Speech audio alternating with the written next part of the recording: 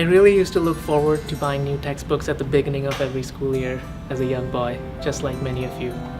Not a worry in the world. These kids don't have that luxury.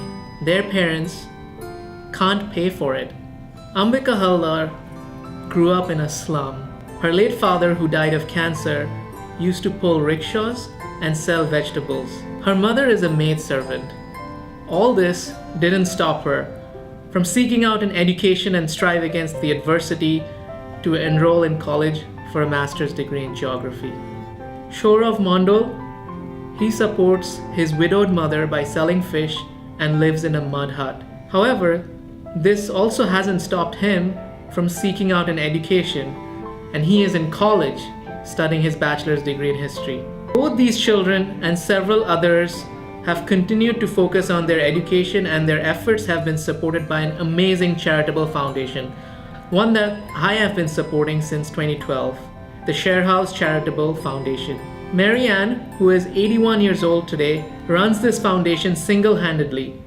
Her foundation, with the help of volunteers, supports a number of children from these dirt-poor households and helps them become self-reliant through education.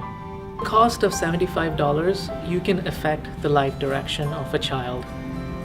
You can also buy them a book, stationeries, or food even, for $20. Your pick. 100% of the proceeds go to the children. There is no administrative fees, unlike other charities. So essentially, for the cost of a night out with friends, you can change the direction of the life of a child. What's that worth to you? Consider it. Donate now and see the impact.